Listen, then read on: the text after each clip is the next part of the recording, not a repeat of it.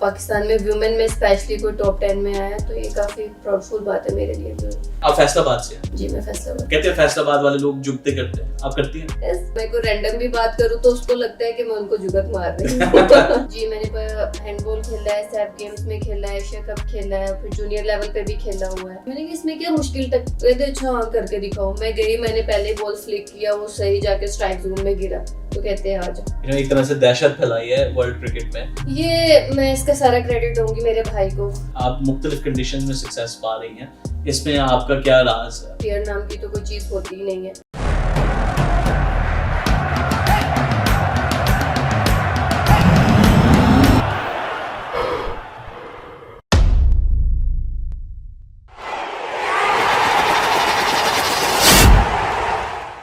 Hello everybody, welcome to Off the Field with Atif Nawaz. I'm very excited to have a very special guest with me today, Pakistan's superstar all-rounder Sadia Iqbal. Assalamu alaikum Sadia.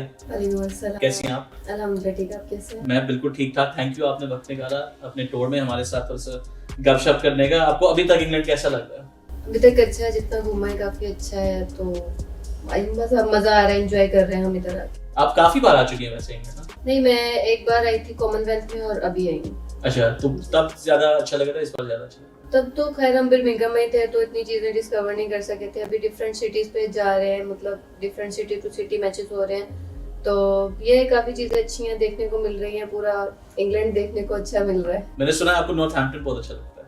हाँ, क्योंकि काफी peaceful है, specially मैं lake side पे ज्यादा जाके बैठती हूँ। मुझे वो बर्ड्स का और पानी का साउंड काफी अट्रैक्ट करता है। आपको उससे लाइक इज पीसफुल फील होता है? Very good. आप इस वक्त पाकिस्तान की एक स्टार क्रिकेटर हैं, तो हम तो बहुत खुश हैं आपने हमारे लिए वक्त निकाला है। आप इस वक्त वर्ल्ड रैंकिंग्स के टॉप 10 टॉप 5 में इस वक्त आप मौजूद हैं। आपके लिए ये एक बहुत यकीनन it must feel very special आपके लिए। सही बात है, प्राउड की बात तो होती है, स्पेशली मेरे लिए, मेरी टीम के लिए और स्पेशली पाकिस्तान के लिए बहुत प्राउड की बात है कि पाकिस्तान में वुमेन में स्पेशली कोई टॉप 10 में आया, तो ये काफी प्राउडफुल बात है मेरे लिए भी। आपको पहले कब पता चला था रैंकिंग्स का? क्योंकि मुख्तलिफ प्लेयरों से मैं बात करता हूँ, बाज़ प्लेयर्स को लगता है कि वो हर वक्त ट्रैक करें अपनी रैंकिंग को, हर वक्त सोच रहे हैं कि भाई मेरे इतने पॉइंट्स हैं, मैंने इस पोजीशन में हूँ। लेकिन बाज़ प्लेयर होते हैं उनको कभी पता नहीं होता, वो नंबर 1 2 3 पे बैठे हुए हैं। आप इसमें से कौन से क्या? रिसेंटली मेरे साथ भी ऐसा ही हुआ था, क्योंकि साउथ अफ्रीका सीरीज में ऐसे हम मेरे कमरे में बैठे थे चाय के लिए, तो मैंने एक क्वेश्चन किया फातिमा से कि फातिमा आप किस रैंकिंग पे हो ना, तो शी सेड के सादिया बाजी अभी तो कोई 35 कितने इतने पे ही होंगी ना। तो और उसके बाद उसने रिसेंट वो सारे स्टैट्स वगैरह खोले, देखे, तो उसने मुझे बताया आप तो 13 पे हो। तो मैंने कहा ऐसे कैसे हो सकता है? तो कहती हाँ ये देखे रिसेंटली। फिर जब मैंने देखा तो वो मैं 13 पे थी, लेकिन फिर आफ्टर सीरीज में टॉप 10 में आ गई थी। आपने उसके बाद नजर रखना शुरू किया? हाँ, जाहिर सी बात है, जब आप कुछ चीज अचीव कर लेते हो तो उसके बाद आप उस चीज को देखते रहते हो और फॉलो करते रहते हो। किसी प्लेयर को आपने ट्रैक किया कि इसके इतने पॉइंट्स हैं, मैंने इसके इस तरह करीब आना है, उसको पॉइंट्स कैसे मिल रहे हैं वगैरह, आपने इस तरह? वैसे जब मैं टॉप 10 में आई थी तो मैं देख रही थी कि मेरे और एक्लिस्टन के कितने पॉइंट्स का फर्क है, तो तब फिर मैंने सोचा था कि हाँ इस तक जाने के लिए इतने स्टेप्स और ऊपर जाना पड़ेगा। तब उसके बाद फिर मैंने पॉइंट्स देखने शुरू किए और फिर आप स्लोली ऊपर के जाती गई, 3rd पे आ गई, 2 पे भी हो सकता है, like it's very very high. तो अचानक से आपको काफ़ी स्पॉटलाइट मिली, काफ़ी लोगों ने आपके बारे में लिखना शुरू किया, आपके साथ इंटरव्यूज़ की रिक्वेस्ट की, आपकी मीडिया कवरेज हुई, अचानक से इतनी अटेंशन मिली, आपको कैसा लगा? ऑब्वियसली बात है, अच्छा लगता है जब आपको अप्रिसिएशन मिलती है, और स्पेशली वुमेन्स को जब अप्रिसिएशन मिलती है तो और भी अच्छा लगता है। तो ये सिर्फ मेरे लिए नहीं, बाकी सबके लिए भी होना चाहिए। जरूरी नहीं है कि मैं टॉप 10 में आई हूँ तो मुझे ही सिर्फ अप्रिसिएशन मिलनी चाहिए। इसके पीछे पूरी टीम एफर्ट होती है, ये एक बंदे की मेहनत नहीं होती है, कलेक्टिव एफर्ट होती है जिसकी वजह से आप इतना ऊपर तक आते हैं। Very good. ये तो आप अभी इधर पहुंची हैं, चलिए वापस शुरुआत पे जाते हैं। आप फैसलाबाद से हैं? जी मैं फैसलाबाद। आप फैसलाबादी वाली, कहते हैं फैसलाबाद वाले लोग जुगते करते हैं, आप करती हैं? yes, जुगते नहीं होते, वो नॉर्मली बात ऐसी मुंह से निकल जाती है कि सबको लगता है कि वो जुगत है, तो वो सबकी अपने समझने की बात होती है। हाँ, लेकिन ये है कि फैसलाबादी लोग फनी तो होते हैं, एंटरटेनिंग होते हैं, एंटरटेनिंग लोग आपको कहते हैं, आपकी टीम में आपको यकीनन कहते होंगे हमें कोई जोक सुना वगैरह। जाहिर सी बात है, सर जुबैर स्पेशली, वो तो मैं कोई रैंडम भी बात करूँ तो उसको लगता है कि मैं उनको जुगत मार रही हूँ। नहीं असल में मुझे चाहिए। हाँ, तो फिर उनके साथ काफी शुगर लगा रहता है। That's very good. अच्छा, जब आपने अपना करियर शुरू किया था 2008 में डोमेस्टिक क्रिकेट में, ठीक है, आप आई थी, आपको पूरे 11 साल वेट करना पड़ा इंटरनेशनल क्रिकेट खेलने के लिए। तो जब आपको 11 साल खेलने के बाद आपको फाइनली मौका मिला पाकिस्तान का गोल्ड स्टार पहनने के लिए, आपके लिए वो मोमेंट के बारे में मुझे थोड़ा सा बताएं। ऐसा था क्योंकि शुरू में तो मेरी क्रिकेट ऑनलाइन ऑफ चलती थी, क्योंकि मेरे स्कूल में और फैसलाबाद में क्रिकेट इतनी होती नहीं थी विमेंस की। तो फिर मेरा क्रिकेट में इतना इंटरेस्ट था भी नहीं, तब वो बस जब डोमेस्टिक होता था डोमेस्टिक में आते थे और खेलते थे और वापस चले जाते थे, तो इसी तरह था फिर। लेकिन मैंने जो प्रोफेशनली क्रिकेट खेलना शुरू की थी वो 2016 में की थी। उसके बाद फिर मैंने कोई और गेम नहीं खेली, सिर्फ क्रिकेट को टाइम दिया, और फिर 2019 में मैंने अपना डेब्यू किया। नहीं, उससे पहले आपने हैंडबॉल भी खेला हुआ है एक प्रोफेशनल लेवल पे? जी, मैंने हैंडबॉल खेला है, सैफ गेम्स में खेला है, एशिया कप खेला है, फिर जूनियर लेवल पे भी खेला हुआ है। इवन जूनियर जब हमारी नेपाल टीम गई थी, मैं उस टीम की कैप्टन थी। आपको कभी लग रहा था कि मैं इसको परस्यू करती हूँ, क्रिकेट में नहीं अपनी फोकस डालती, हैंडबॉल की तरफ जाती हूँ? देखिए, जैसे मैंने आपको पहले बताया था कि मैं क्रिकेट बहुत बाद में खेलना शुरू किया, उससे पहले मैं हैंडबॉल ही खेलती थी। तो मेरा सारी जो टेंशन होती थी वो हैंडबॉल के लिए ही होती थी। तो बस यही था कि हैंडबॉल बस खेलती थी और उसी में मुझे मजा आता था खेलने में। आप सॉफ्ट बॉल भी खेलते? सॉफ्ट बॉल भी खेलती, सॉफ्ट बॉल तो ऐसे बाय चांस खेलती थी, क्योंकि मुझे ना चीजें देखना अच्छा लगता है।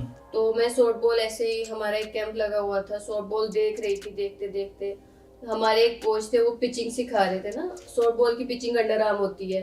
तो मैं देख रही हूँ काफी टाइम देख रही हूँ, मैंने कहा इसमें क्या मुश्किल तक काम है जो आप इतने टाइम से ये कर रहे हो। तो कहते अच्छा हाँ करके दिखाओ। मैं गई, मैंने पहले बॉल फ्लिक किया, वो सही जाके स्ट्राइक जोन में गिरा, तो कहते हैं आ जाओ, और वहीं से फिर मेरी सॉफ्ट बॉल शुरू हो गई। वो अंडर आर्म सॉफ्ट बॉल से आपने ओवर आर्म अपनी जो एक तरह से दहशत फैलाई है वर्ल्ड क्रिकेट में, ये ट्रांसफरेंस कैसे हुई? ये मैं इसका सारा क्रेडिट दूंगी मेरे भाई को, क्योंकि क्रिकेट तो मैं खेलती थी लेकिन इतने शौक से नहीं खेलती थी। तो जो मेरे कोचेज वगैरह थे सब कहते थे कि इसको क्रिकेट खिलाओ, ये अच्छी है क्रिकेट में, ऊपर से लेफ्ट आर्म है तो ये बहुत अच्छी क्रिकेटर बन सकती है। तो उसके लिए मेरे भाई ने फिर एफर्ट की थी, क्योंकि फिर उन्होंने स्पेशली मुझे टाइम देना शुरू किया था। वो मुझे सुबह उठाते थे, ग्राउंड लेके जाते थे, फिर शाम में क्लब लेके आते थे। तो उनकी वजह से फिर मेरा क्रिकेट की तरफ ज़्यादा इंटरेस्ट हुआ था। जब आप शुरू में खेलती थी, काफ़ी कॉमन एक चीज़ है कि जो लड़कियां जो छोटी उम्र में खेलना शुरू करती हैं उनको बॉयज़ टीम्स में खेलना पड़ता है, क्योंकि वुमेन्स टीम्स शायद उस वक्त इतनी ज़्यादा थी नहीं। अब थोड़ा ये सीन बदल रहा है, लेकिन उस वक्त ये आपको कैसा लगता था? आपने इसके बारे में कभी सोचा है कि आपके लिए आम एक चीज़ थी, मैंने गेम खेली? नहीं, शायद मेरी ग्रूमिंग शायद इस तरह हुई थी, क्योंकि मेरे भाई के साथ मेरा बॉन्ड बहुत अच्छा था, तो मेरा ज़्यादा टाइम उन्हीं के साथ गुजरता था। तो इस वजह से मुझे फील नहीं हुआ, क्योंकि वो मुझे खुद भी इतना कॉन्फिडेंस देते थे। इवन जब मुझे वो क्लब लेके जाते थे, तो आपको पता है पाकिस्तान में थोड़ा होता है कि विमेन को अकेला नहीं छोड़ते, लेकिन उनका इतना मेरे ऊपर ट्रस्ट था कि वो मुझे क्लब नेट पे मैं बॉलिंग कर रही होती थी तो वो कहीं अपनी दूसरी एक्टिविटी कर रही होती थी, तो मुझे उस चीज़ से बहुत कॉन्फिडेंस मिलता था। इस वजह से मुझे कभी इतना मुश्किल हुआ नहीं बॉयज़ के साथ क्रिकेट खेलना। और अब मैंने तो सुना आप काफ़ी जो हमारे मशहूर तरीन खिलाड़ी हैं उनको आपने आउट भी बहुत बार किया हुआ नेट्स में, ये भी बहुत एक बड़ी बात है।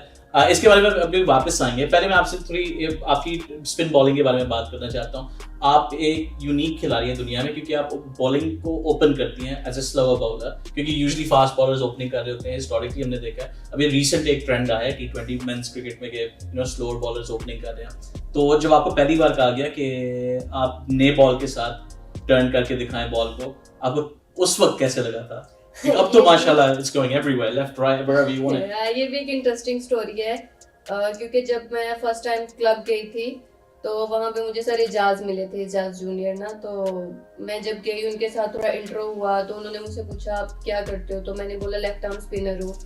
तो कहते हैं चलो आओ नेट पे आके बॉलिंग करो। तो उनके पास रेड कलर के कोई 4 बॉल थे पुराने पड़े हुए, मैंने उनसे बॉल किया, अच्छा बॉल किया, अच्छी पेस से बॉल किया। तो और यूँ मेरी तरफ देखे और उसके बाद कहते हैं अच्छा। फिर ऐसे ही उन्होंने 4 बिल्कुल न्यू बॉल मंगवाए, तो वो जब मैंने वो बॉल भी किए तो वो भी इतने अच्छे बॉल हुए थे। तो बस इसी तरह था कि मैं शायद शुरू से ही नया बॉल करने के लिए यूज़फुल थी, या वो एक नेचुरल चीज़ थी मेरे अंदर। तो इस वजह से फिर जब पाकिस्तान टीम में आगे करना शुरू किया तो और भी अच्छा हो गया। और स्पेशली मैं अनम अमीन को देखती थी, तो वो इतने टाइम से नया बॉल कर रही थी, तो वो उनका भी काफ़ी अच्छा था। फिर उनसे बातचीत भी होती रहती थी। फिर उनके बाद जब मैंने आके नया बॉल करना शुरू किया तो मुझे उस चीज़ से बहुत हेल्प हो गई। तो आपको लगता है कि क्यों है कि आपकी इतनी सक्सेस क्यों हुई है इस तरह से? क्योंकि हम पाकिस्तान में बहुत काबिल स्लो बॉलर्स निकले हैं वुमेन्स टीम में हिस्टोरिकली, लेकिन आपकी एक अलग किस्म की सक्सेस है, आप मुख्तलिफ कंडीशन में सक्सेस पा रही हैं, इसमें आपका क्या राज है? राज तो खैर कुछ नहीं है, मुझे लगता है कि ये सिर्फ कॉन्फिडेंस की बात होती है और ब्रेवरी की बात होती है, क्योंकि जैसे मैं शुरू से ही हैंडबॉल खेलती थी तो आपको पता है कि उसमें फेयर नाम की तो कोई चीज़ होती ही नहीं है। उसी तरह फिर जब क्रिकेट में आई तो वही मोमेंटम था, वही माइंडसेट था, तो इस वजह से फिर मुझे कभी इतना मसला हुआ ही नहीं। आपने बॉलिंग पे बहुत फोकस किया, लेकिन मैं इंग्लैंड के साथ जब आपने पहला मैच खेला था बर्मिंघम में, उधर आपने 2 बड़े खूबसूरत चौके मारे थे नंबर 11 पे आके, तो आपको उस वक्त लगा था नहीं मुझे 11 पे नहीं, मुझे थोड़ा ऊंचा आना चाहिए बैटिंग ऑर्डर में? देखिए, ये तो टीम की जो रिक्वायरमेंट होती है उसी के हिसाब से बात होती है, लेकिन ये था कि मैं पिछले कुछ टाइम से कर रही थी, बैटिंग कर रही थी, तो क्योंकि काफ़ी एक टाइम पे मुझे फातिमा ने बोला था, क्योंकि जब मैं T20 रैंकिंग में आई थी तो उसने कहा था सादिया बाजी आप बॉल तो बहुत अच्छा कर रहे हो, लेकिन मैं चाहती हूँ कि अगर आप बैटिंग को भी साथ थोड़ा टाइम दें, क्योंकि आप अच्छी हिट मार सकते हो तो वो आपके लिए ज़्यादा इफेक्टिव होगा। लेकिन फिर उसके बाद जब मैं गई, थोड़ा ऑफ सीजन मिला, तो फिर मैंने उस पर थोड़ा बैटिंग में काम किया था। और आपको जब ओवरसीज प्लेयर्स के साथ आप मिलती हैं, इंटरनेशनल प्लेयर्स से मिलती हैं, तो आप उनसे एडवाइस वगैरह शेयर करती हैं? आपसे यकीनन लोग अब तो लोग आपसे पूछते होंगे, लेकिन आपने कभी किसी से पूछा था कि मुझे थोड़ी सी गाइडेंस दें?